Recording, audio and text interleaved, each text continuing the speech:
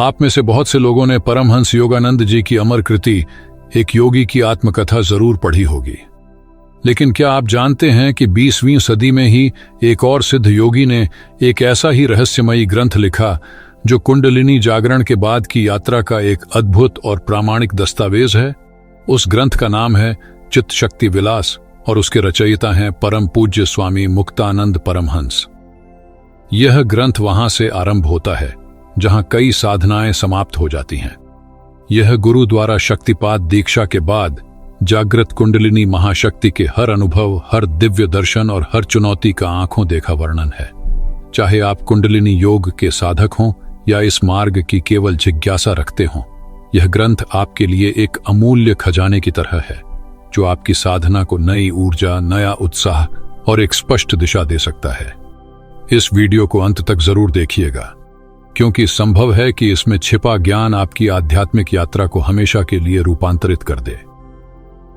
स्वागत है एक ऐसी अद्भुत यात्रा पर जो आपको आपके ही भीतर छिपे ब्रह्मांड के सबसे बड़े रहस्य से परिचित कराएगी। एक ऐसा रहस्य जिसे जानने की इच्छा युगों युगों से हर उस साधक के मन में रही है जो सत्य की खोज में निकला है। वह रहस्य है कुंडलिनी महाशक्ति का। क्या है यह कुंडलिनी? हमारे शास्त्रों और योगियों ने इसे एक सोए हुए सर्प की भांति वर्णित किया है जो हर मनुष्य के भीतर मूलाधार चक्र में सुषुप्त अवस्था में विद्यमान है। यह कोई साधारण ऊर्जा नहीं, यह स्वयं आदिशक्ति का स्वरूप है। यह वह ब्रह्मांडीय चेतना है जिसने इस संपूर्ण सृष्टि की रचना की है। कल्पना कीजिए, यदि यह सोई हुई महाशक्ति आपके भीतर जागृत हो जाए तो क्या होगा? क्या आप जानते हैं कि इसके जागरण के बाद एक साधक किन अनुभवों से गुजरता है? उसके शरीर, मन और चेतना में कैसे रूपांतरण होते हैं और कैसे यही शक्ति उसे एक साधारण मनुष्य से उठाकर देवत्व की अवस्था तक ले जाती है। आज हम इन्हीं प्रश्नों का उत्तर खोजेंगे और इस खोज में हमारे पथ प्रदर्शक होंगे 20वीं सदी के एक महान सिद्ध योगी परम पूज्य स्वामी मुक्तानंद परमहंस जी। स्वामी मुक्तानंद जी, जिन्हें उनके भक्त प्रेम से बाबा कहते थे, केवल एक संत या योगी नहीं थे, वे स्वयं इस कुंडलिनी विज्ञान के एक जीवंत प्रमाण थे।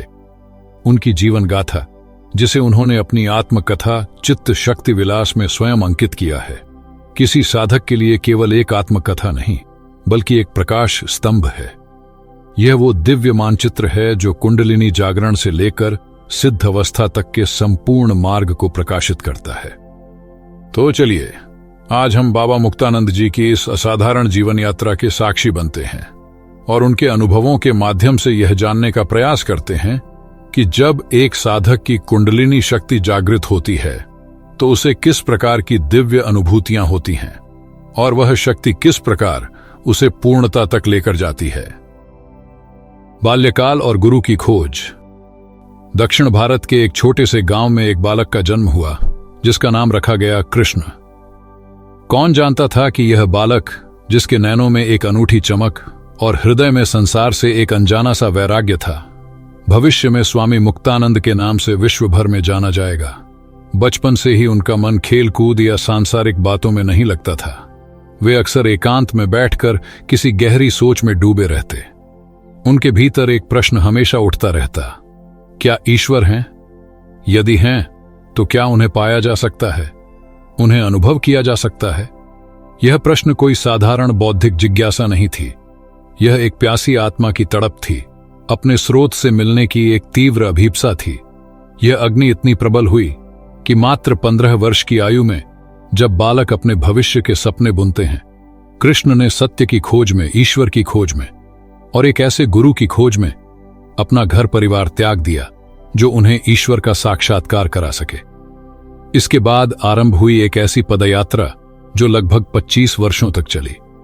एक हाथ में दंड और दूसरे में कमंडलू लिए यह युवा सन्यासी भारत के कोने कोने में भटका।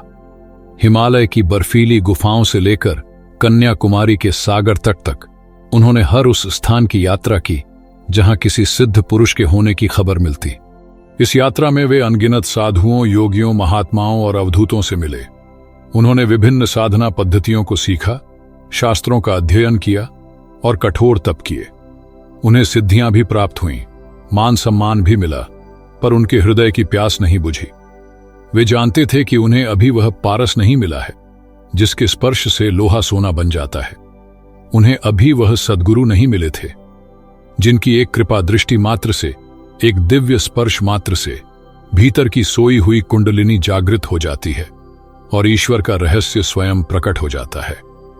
उनकी खोज जारी रही, उनकी तड़प बढ़ती गई। हर अनुभव ने उन्हें और भी निर्मल बनाया, हर कठिनाई ने उनके संकल्प को और भी दृढ़ किया। वे नहीं जानते थे कि उनकी यह लंबी और कठिन यात्रा अब अपने अंतिम पड़ाव पर पहुंचने वाली थी, जहां साक्षात शिव स्वरूप भगवान नित्यानंद उनकी प्रतीक्षा कर रहे थे। गुरुदेव से प्रथम मिलन। 25 वर्षों की लंबी और अथक खोज के बाद भाग्य उस प्यासे साधक को महाराष्ट्र के गणेशपुरी नामक एक छोटे से गांव में ले आया। यह गांव साधारण होकर भी असाधारण था, क्योंकि यहां निवास करते थे अवधूत भगवान नित्यानंद जी, एक ऐसे सिद्ध महापुरुष जिनकी अवस्था का वर्णन शब्दों में नहीं किया जा सकता था। वे परब्रह्म में लीन एक जीवंत ईश्वरीय शक्ति थे। जब स्वामी मुक्तानंद, तब वे इसी नाम से जाने जाते थे, पहली बार भगवान नित्यानंद जी के आश्रम पहुंचे तो उन्होंने एक अद्भुत दृश्य देखा। वहां एक दिगंबर अवधूत अपनी ही मस्ती में लीन एक आसन पर विराजमान थे। उनके मुख पर एक अलौकिक तेज था और उनकी उपस्थिति मात्र से संपूर्ण वातावरण में एक गहन शांति और दिव्यता व्याप्त थी। स्वामी मुक्तानंद जी ने उन्हें देखते ही पहचान लिया। उनका हृदय बोल उठा, यही है वो मंजिल जिसकी मुझे युगों से तलाश थी। 25 वर्षों का भटकाव, सारी थकान, सारी तड़प उसे एक क्षण में विलीन हो गई, जैसे एक नदी अनंत काल तक बहने के बाद अंततः अपने सागर से मिल गई हो। वे भगवान नित्यानंद जी के चरणों में नतमस्तक हो गए। कुछ कहने को शब्द नहीं थे, केवल आंखों से कृतज्ञता के आंसू बह रहे थे। और तब वह ऐतिहासिक क्षण आया जिसने न केवल स्वामी मुक्तानंद जी के जीवन को, बल्कि आने वाले समय में लाखों साधकों के जीवन को रूपांतरित कर दिया। नित्यानंद जी ने अपनी दिव्य दृष्टि उस योग्य शिष्य पर डाली। उनकी आंखों में करुणा का सागर लहरा रहा था। उन्होंने स्वामी मुक्तानंद की ओर देखा और बस एक साधारण सा आशीर्वाद दिया। लेकिन वह कोई साधारण आशीर्वाद नहीं था, वह शक्तिपात दीक्षा थी। वह गुरु की उस अमोघ शक्ति का संचार था जो शिष्य के भीतर प्रवेश कर उसकी सोई हुई कुंडलिनी पर सीधा प्रहार करती है। यह एक आध्यात्मिक विस्फोट का क्षण था। गुरु ने अपनी चेतना की एक चिंगारी से शिष्य के भीतर सुप्त पड़े बारूद में आग लगा दी थी। उस एक दिव्य दृष्टि ने, उस मौन आशीर्वाद ने वह कर दिया जो 25 वर्षों की कठोर साधना और तपस्या न कर सकी। स्वामी मुक्तानंद के भीतर उनके मूलाधार चक्र में सोई हुई कुंडलिनी महाशक्तिफन फैलाकर जाग उठी। एक युग की खोज समाप्त हुई थी और एक अनंत यात्रा का आरंभ हुआ था। शिष्य को उसके ईश्वर, उसके सद्गुरु मिल चुके थे। अब आगे का मार्ग गुरु की कृपा और जागृत कुंडलिनी के प्रकाश में तय होना था। आध्यात्मिक यात्रा का आरंभ, कुंडलिनी जागरण का पहला अनुभव। गुरु की कृपा से शक्तिपात घटित हो चुका था। बाहर से देखने पर सब कुछ पहले जैसा ही था, लेकिन स्वामी मुक्तानंद जी के भीतर एक क्रांति का सूत्रपात हो चुका था। वह सोई हुई शक्ति जो जन्मों से निष्क्रिय थी, अब अंगड़ाई ले रही थी। प्रारंभ में अनुभव बहुत विस्फोटक नहीं थे। यह एक कोमल फिर भी शक्तिशाली आंतरिक परिवर्तन था। उन्हें अपने भीतर एक अद्भुत शांति और एक हल्केपन का एहसास होने लगा। मन, जो वर्षों से विचारों और प्रश्नों के सागर में गोते लगा रहा था, अब धीरे धीरे शांत हो रहा था। उसे विश्राम करने के लिए एक किनारा मिल गया था। उनका ध्यान, जो पहले बाहरी दुनिया में गुरु और ज्ञान की खोज में लगा था, अब सहज ही अपने भीतर की ओर मुड़ने लगा। उन्हें अपनी आंखों को बंद करने की आवश्यकता नहीं पड़ती थी। खुली आंखों से भी उन्हें अपने भीतर एक दिव्य स्पंदन और एक अलौकिक आनंद का अनुभव होता था। ऐसा लगता मानो उनके हृदय में आनंद का एक सोता फूट पड़ा हो, जो धीरे धीरे उनके पूरे अस्तित्व को भिगो रहा था। सांसारिक वस्तुएं, लोग और बातें अब फीकी और निरर्थक लगने लगीं। एकमात्र सत्य और एकमात्र आकर्षण का केंद्र अब वह आंतरिक शक्ति बन गई थी, जो एक नन्हे अंकुर की भांति अब उनके भीतर विकसित हो रही थी। यह उनकी वास्तविक आध्यात्मिक यात्रा का शुभारंभ था। अब तक वे मार्ग खोज रहे थे, अब वे स्वयं मार्ग बन गए थे।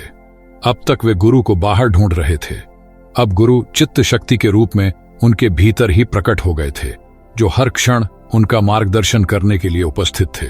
स्वामी मुक्तानंद जी समझ गए थे कि यह तो केवल शुरुआत है, यह तो उस महासागर की पहली लहर है जिसका वे अनुभव करने वाले थे। उन्हें इस बात का तनिक भी आभास नहीं था कि यह जागृत कुंडलिनी आने वाले दिनों में उन्हें किन किन अद्भुत, विचित्र और कल्पना से परे लोकों की सैर कराने वाली थी। यह शांत अंकुर अब एक विशाल वृक्ष बनने की तैयारी में था, जिसकी शाखाओं को पूरे ब्रह्मांड को छूना था। कुंडलिनी के प्रचंड दिव्य अनुभूतियों का तूफान, गुरु कृपा से शक्तिपात का बीज अब अंकुरित होकर एक प्रचंड वटवृक्ष बनने की प्रक्रिया में था। स्वामी मुक्तानंद का शरीर, मन और चेतना अब एक ऐसी दिव्य प्रयोगशाला में रूपांतरित हो चुके थे जहां आदिशक्ति स्वयं प्रयोग कर रही थी। उनकी साधना अब उनके संकल्प या प्रयास से नहीं, बल्कि पूरी तरह से जागृत कुंडलिनी के अधीन थी। वह महाशक्ति ही अब गुरु थी, साधक थी और साधना भी। यह एक ऐसा दौर था जिसे शब्दों में बांधना लगभग असंभव है। हर दिन, हर क्षण एक नया लोक खुलता, एक नया रहस्य उजागर होता। उनके भीतर एक ऐसा ब्रह्मांडीय नाटक चल रहा था जिसके वे केवल एक साक्षी मात्र थे। आइए बाबा के उन अनुभवों की गहराइयों में उतरते हैं जो हर साधक के लिए प्रकाश स्तंभ हैं। दिव्य प्रकाश का अनुभव। बाबा बताते हैं कि उनकी यात्रा का आरंभ प्रकाश के अनुभवों से हुआ। जब वे ध्यान के लिए बैठते तो धीरे धीरे बाहरी दुनिया का अंधकार छोंट जाता और उनके भ्रूमध्य में, जिसे हम आज्ञा चक्र कहते हैं, प्रकाश के अद्भुत खेल शुरू हो जाते। प्रारंभ में यह प्रकाश चंचल था, कभी बिजली की तरह कौंधता तो कभी दीपक की लौ की तरह टिमटिमाता। उन्हें अनगिनत रंग दिखाई देते, लाल, पीला, श्वेत, हरा। ये रंग इतने जीवंत और चमकीले थे जो इस स्थूल जगत में कहीं नहीं मिलते। धीरे धीरे यह अनुभव और भी गहन होने लगा। उन्हें अपने भीतर ही पूर्ण चंद्र की शीतल चांदनी का अनुभव होता, जो उनके पूरे अस्तित्व को शांति और शीतलता से भर देती। फिर कभी उन्हें दोपहर के सूर्य का प्रचंड तेज दिखाई देता, जिसकी गर्मी से उनका रोम रोम तप उठता।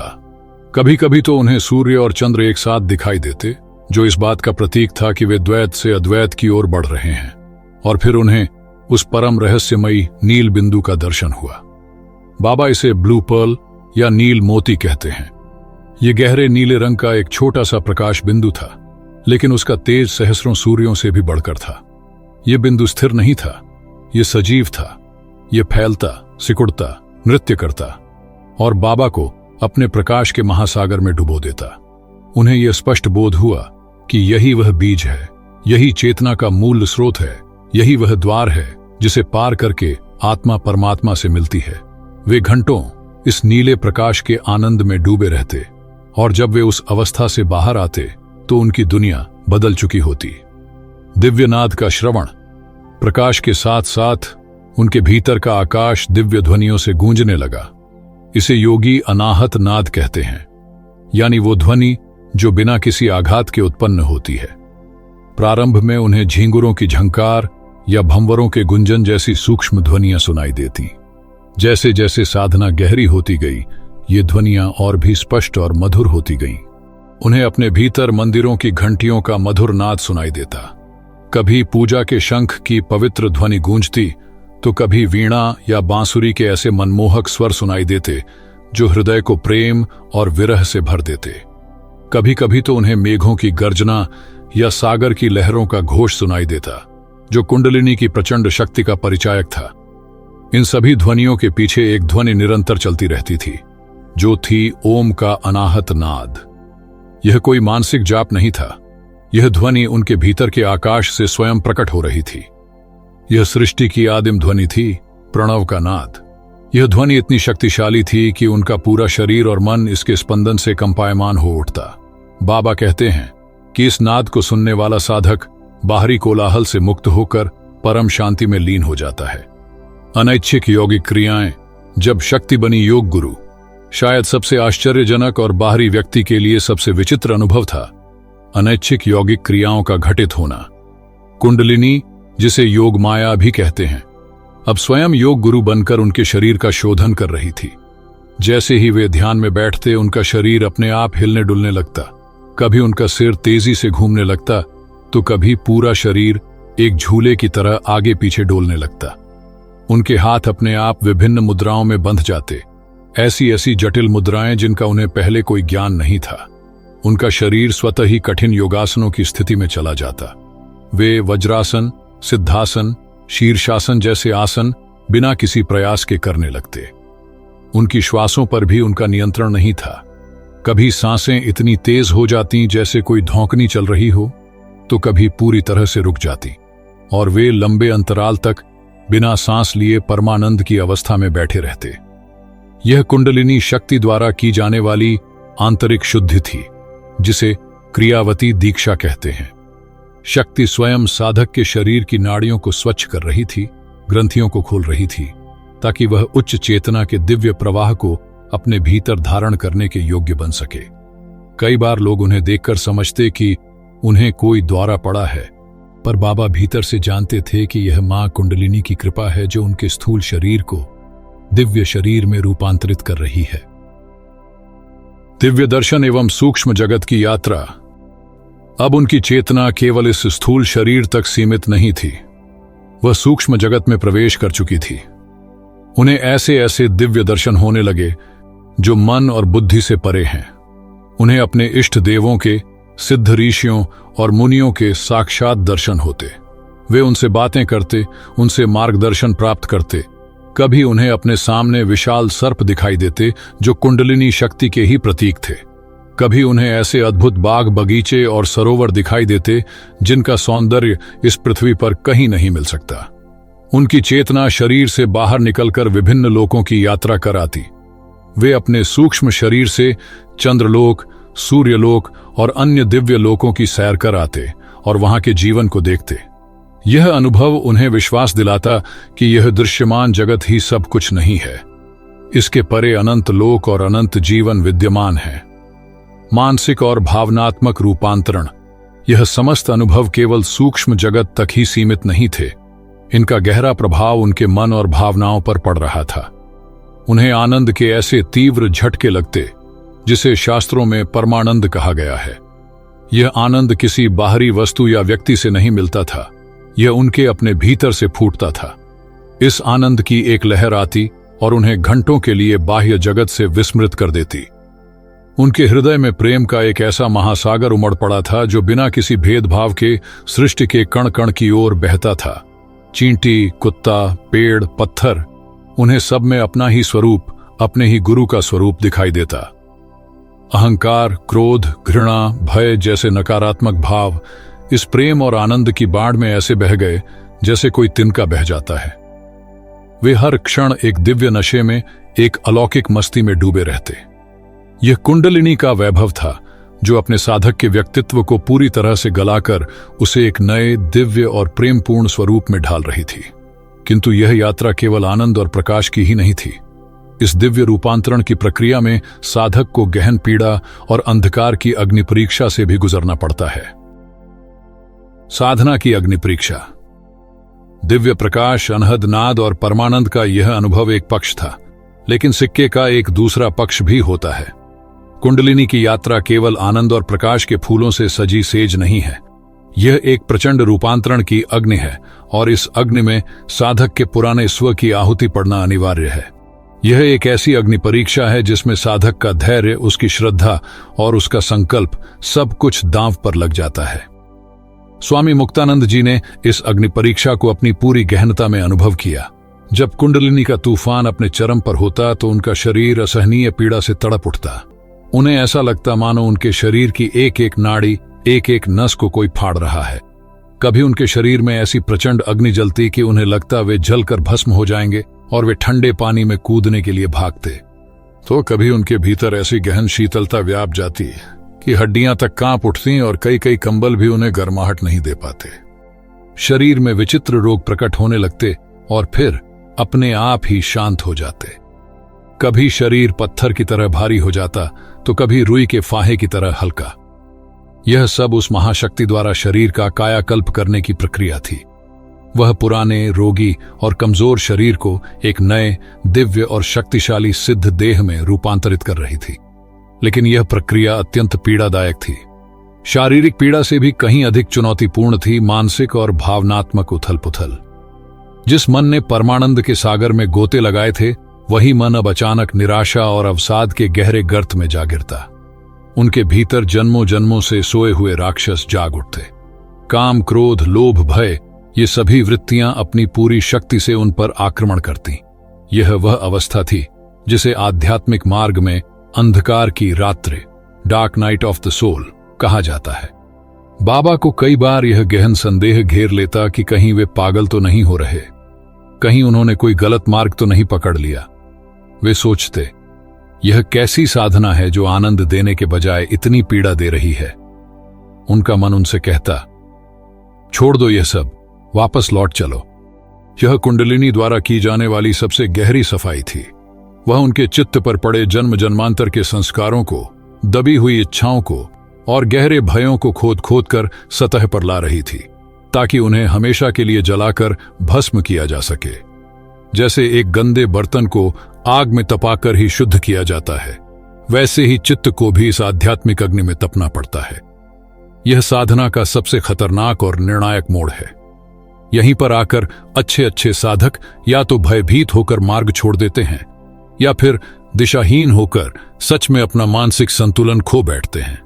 लेकिन स्वामी मुक्तानंद के पास एक अमोघ कवच था, एक ऐसा सहारा था जिसने उन्हें इस भयावह अंधकार में भी भटकने नहीं दिया।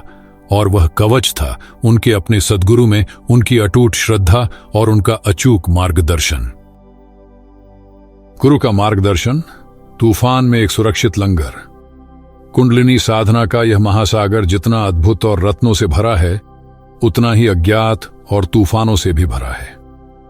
इस महासागर में यदि साधक अपनी छोटी सी नाव लेकर अकेले उतर जाए तो उसका अहंकार उसे या तो डुबो देगा या दिशाहीन करके कहीं भटका देगा। इस यात्रा में यदि कोई सुरक्षित बंदरगाह है, यदि कोई ऐसा ध्रुव तारा है जो हर तूफान में अडिग रहकर रास्ता दिखाता है, तो वह है सद्गुरु। स्वामी मुक्तानंद जी के लिए यह ध्रुव तारा, यह अभेद्य किला थे उनके परम गुरु अवधूत भगवान नित्यानंद।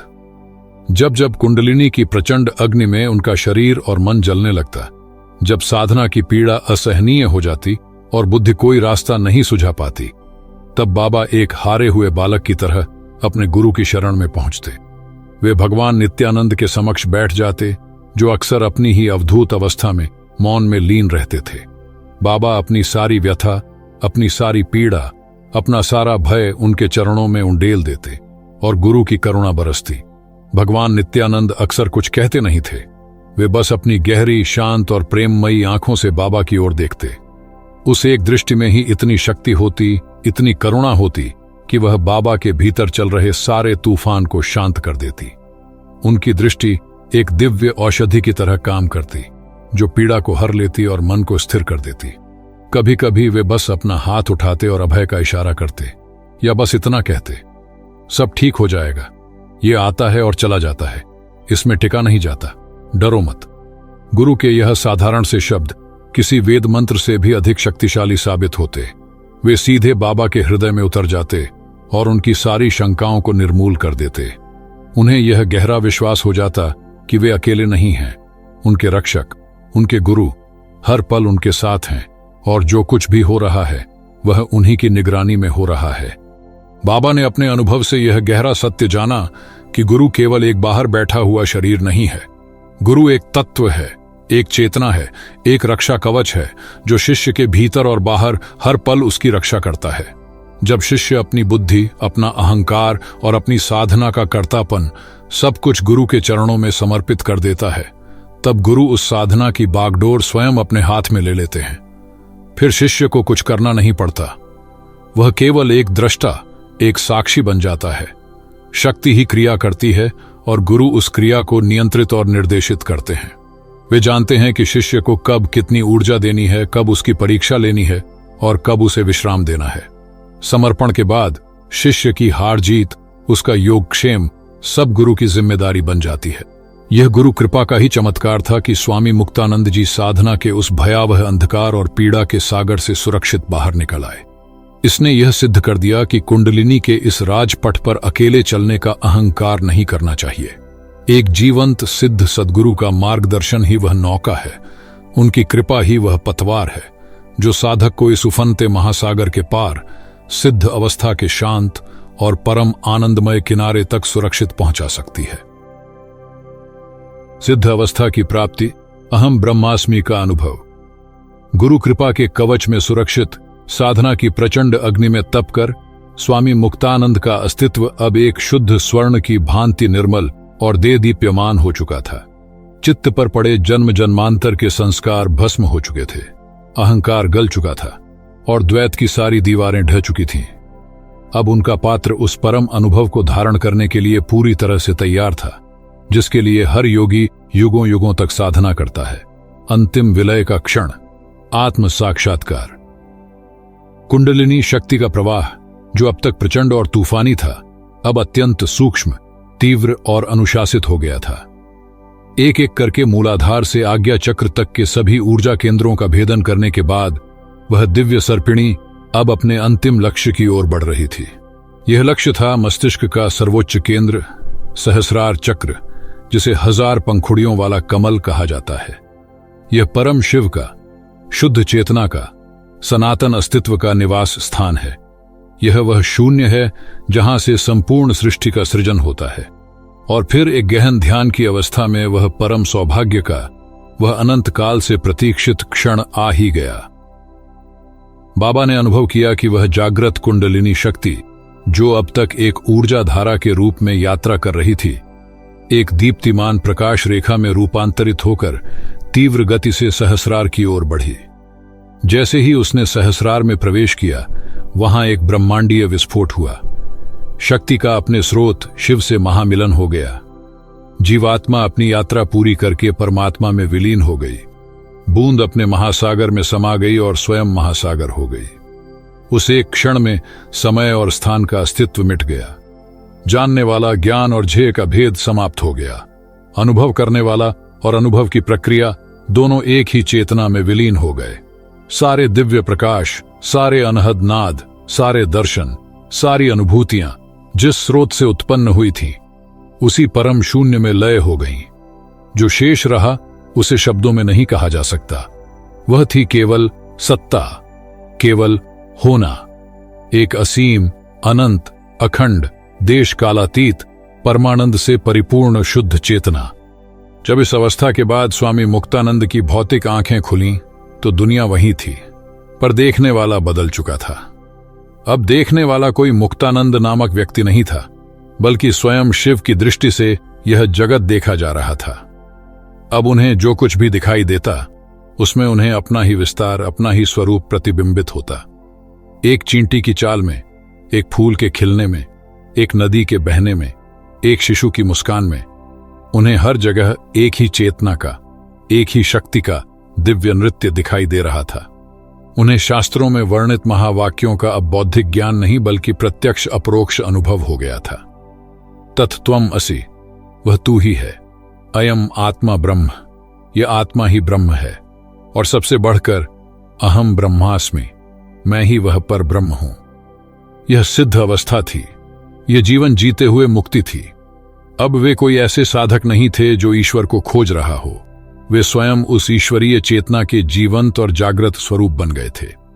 उनका हर कर्म, हर वचन, हर श्वास अब उनकी व्यक्तिगत इच्छा से नहीं, बल्कि उस समग्र ब्रह्मांडीय चेतना की सहज अभिव्यक्ति बन गया था। वे प्रेम और करुणा के साक्षात स्रोत बन गए, और उनका शेष जीवन अब केवल उस परम सत्य के, उस परम आनंद के प्रकाश को पूरी मानवता पर बरसाने के लिए समर्पित हो गया। गुरु की विरासत और साधकों के लिए संदेश। आत्म साक्षात्कार के उस शिखर पर पहुंचने के बाद स्वामी मुक्तानंद जी का व्यक्तिगत अस्तित्व उस ब्रह्मांडीय चेतना में विलीन हो चुका था। अब उनका जीवन मेरा नहीं रहा, वह गुरु का हो गया, वह मानवता का हो गया। जिस परम आनंद, जिस अमृत को उन्होंने छका था, अब वे उसे मुक्त हस्त से संपूर्ण विश्व में लुटाने के लिए एक दिव्य माध्यम बन गए थे। वे स्वयं अब एक सद्गुरु थे, एक ऐसा प्रकाश स्तंभ जो अनगिनत भटकी हुई नौकाओं को राह दिखाने के लिए प्रज्वलित हुआ था। उनके गुरु परम अवधूत भगवान नित्यानंद जी के महासमाधि में लीन होने के पश्चात उनकी दिव्य विरासत और उनके कार्य को आगे बढ़ाने का उत्तरदायित्व स्वाभाविक रूप से स्वामी मुक्तानंद जी के कंधों पर आ गया। उन्होंने अपने गुरु के संदेश, सिद्ध योग के संदेश को गणेशपुरी की सीमाओं से निकालकर पूरे विश्व के कोने कोने तक पहुंचाया। वे पूर्व और पश्चिम के बीच एक आध्यात्मिक सेतु बन गए। उन्होंने अमेरिका, यूरोप, ऑस्ट्रेलिया जैसे देशों की यात्राएं की, जहां भौतिक समृद्धि के शिखर पर बैठे लोग आंतरिक शांति और जीवन के सच्चे अर्थ के लिए तरस रहे थे। उन लोगों ने जब बाबा की आंखों में उस दिव्य प्रेम और उनके वचनों में उस सत्य की शक्ति को अनुभव किया, तो वे चुंबक की तरह उनकी ओर खींचे चले आए। हजारों लाखों विदेशी साधक जो योग और अध्यात्म से अपरिचित थे, उनके शिष्य बने और शक्तिपात दीक्षा के माध्यम से अपनी आंतरिक यात्रा का शुभारंभ किया। बाबा का संदेश किसी जटिल दर्शन, किसी गूढ़ कर्मकांड या किसी विशेष धर्म पर आधारित नहीं था। उनका संदेश अत्यंत सरल, व्यावहारिक और सार्वभौमिक था। वे हर साधक से एक ही बात कहते थे, ईश्वर को मंदिरों, मस्जिदों या गिरजाघरों में मत खोजो, उसे बाहर खोजने की भूल मत करो। वह तुमसे दूर नहीं, वह तुम्हारे भीतर ही है, तुम्हारी अपनी चेतना के रूप में। अपने भीतर देखो, God dwells within you as you. उन्होंने साधकों को एक सीधा और स्पष्ट मार्ग दिखाया, जिसे उन्होंने सिद्ध योग कहा। यह मार्ग 3 स्तंभों पर आधारित है। पहला, गुरु में अटूट श्रद्धा, गुरु पर पूर्ण विश्वास, क्योंकि वही इस मार्ग पर रक्षक और मार्गदर्शक हैं। दूसरा, मंत्र का निरंतर जाप। उन्होंने ओम नमः शिवाय का पंचाक्षरी मंत्र दिया और कहा कि यह केवल एक मंत्र नहीं, बल्कि एक जीवंत चेतना है। इस मंत्र के जाप से चित्त शुद्ध होता है और कुंडलिनी शक्ति जागृत होती है। और तीसरा, प्रतिदिन ध्यान। हर दिन कुछ समय निकालकर शांत बैठकर अपनी आंखें बंद करके उस आंतरिक शक्ति का अनुभव करने का प्रयास करना। बाबा ने कुंडलिनी के रहस्यमयी और अक्सर भयभीत करने वाले मार्ग को अत्यंत सुलभ और सहज बना दिया। उन्होंने यह रहस्य उजागर किया कि शक्तिपात दीक्षा के माध्यम से गुरु अपनी शक्ति का एक अंश शिष्य में संचारित कर देता है, जिससे उसकी कुंडलिनी बिना किसी खतरनाक प्रयास के सहज रूप से जागृत हो जाती है। उन्होंने साधकों को सिखाया कि कुंडलिनी कोई अंधी शक्ति नहीं, बल्कि मां के समान स्नेहमयी और बुद्धिमान है। वह जानती है कि अपने बच्चे को कैसे संभालना है। स्वामी मुक्तानंद जी ने अपने जीवन काल में एक मौन आध्यात्मिक क्रांति को जन्म दिया, जिसका आधार पुस्तकें नहीं, बल्कि गुरु से शिष्य को मिलने वाला साक्षात अनुभव था।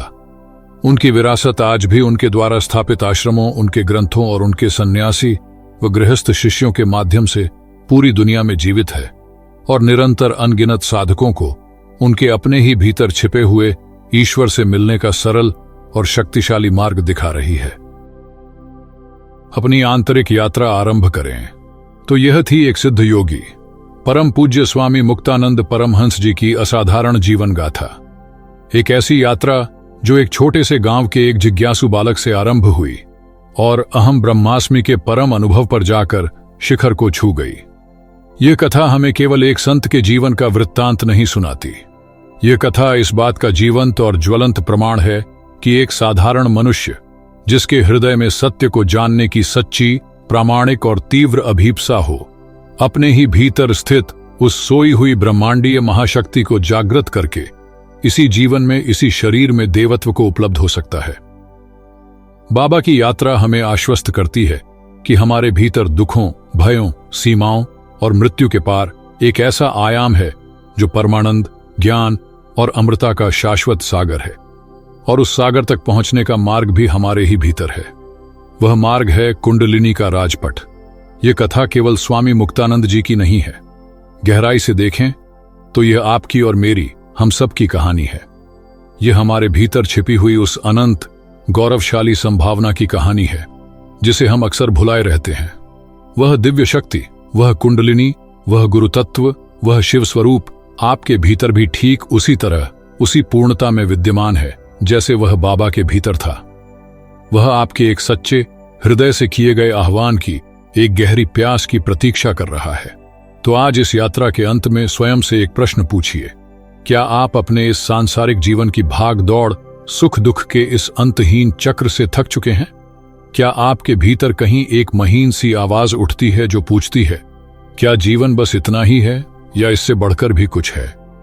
क्या आप उस आनंद को, उस शांति को, उस प्रेम को अनुभव करना चाहते हैं जो किसी बाहरी वस्तु या परिस्थिति पर निर्भर न हो?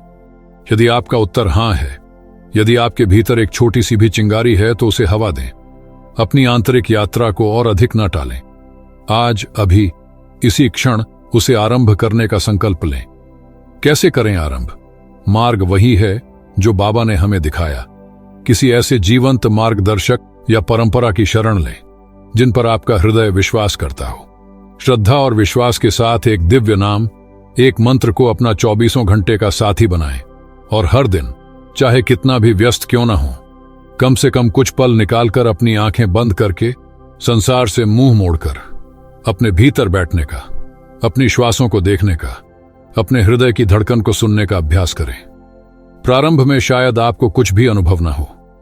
मन भटकेगा, शरीर पीड़ा देगा, हजारों विचार आपको घेरेंगे, लेकिन निराश न हो।